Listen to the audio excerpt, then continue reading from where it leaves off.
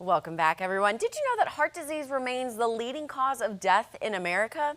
Unfortunately, few realize the critical role that genetics can play when it comes to our heart health. So joining us now to discuss a genetic risk factor called high lipoprotein, or Lp(a), is cardiologist Dr. Keith Ferdinand, along with Susan Riley, a Family Heart Foundation ambassador who has firsthand experience with this condition. Good morning to both of you. Thank you so much for talking about this matter.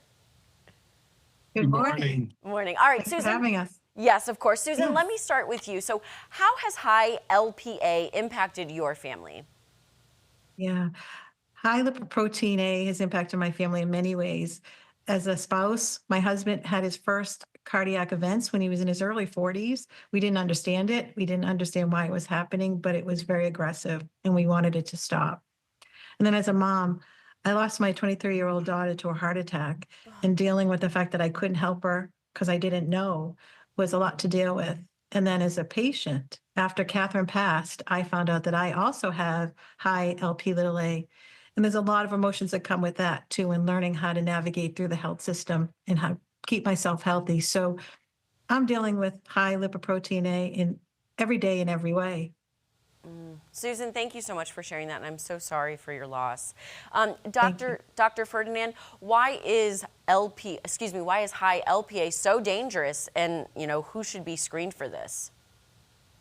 Well, first of all, everyone should be screened, and especially if you have a family history of having heart disease or stroke early in life, in their 20s, 40s, or even 50s. And it's even more common in people of African ancestry, Black Americans, and people of South Asian ancestry. But everyone should know their Lpa number. Now, why is it important? High Lpa, independently, outside of the conventional risk factors, increases the risk for heart attacks, strokes, blockage in the aortic valve, that's the main valve of the heart, and blockage in the legs, that's peripheral arterial disease. So because it's genetic, the reason you really want to know, because first of all, you can intensify or increase your control of those risk factors, but also it means that other members of your family, mother, father, sister, brother, children, first-degree relatives, also should get tested because, as Susan has said, you could have this genetic risk and not really know it. So to follow up on that, Dr. Ferdinand, is this something I would go to my primary care physician and say I'd like to be specifically tested for, high or Lpa? How does one ask for that kind of test? Yes, you can ask your family doctor or nurse practitioner to get the Lpa check with your regular cholesterol check. But many times it's not done. Unfortunately, if you look across the country, less than 5% of people have had their Lp(a) measured. And that's why the Family Heart Foundation, a nonprofit, is offering free, mailed to your home through cholesterolconnect.org, a test. You can do a finger prick and get the test back to us, and we'll give you that information. But yes, you can go to your family doctor or your nurse practitioner and ask for an Lpa test. Okay, that's great to know. So Susan, how are you staying proactive about your health, and what advice would you give to others with high Lpa? Yes. I'll just say everyone should be tested because knowledge is power, right? So get tested. And if you do find out that you have high Lp(a), find a community that can support you through it, through the diagnosis, understanding what it is and how you can get help. I found that through the Family Heart Foundation, where I learned all about Lp(a). I learned that there are things I can do today to help myself. I learned how to advocate for myself and others. I learned the right questions to ask and find the right doctors. And I learned that there's hope, that I don't have to live in fear of this disease, that I can actually learn to live with it. Okay, so doctor, then, if you have high Lpa,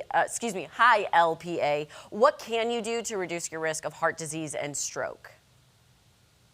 We presently don't have FDA-approved treatments or medications. There's research undergoing, there are studies, and maybe in the future we will.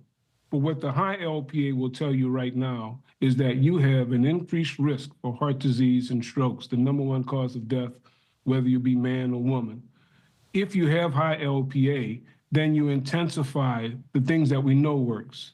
Decrease the LDL cholesterol, control the blood pressure if you have hypertension, control glucose if you have diabetes, lose weight if needed, increase physical activity, and of course, no one should smoke. So the presence of high LPA tells you two things. One is you have an increased risk for heart disease and stroke and need to pay attention to those things that we already know. Secondly, it's genetic. So if you have it, then your first degree relatives, mother, father, sister, brother, children, those people who are closest to you should also be checked. Okay. And for our viewers, where should they go for more information on all of this?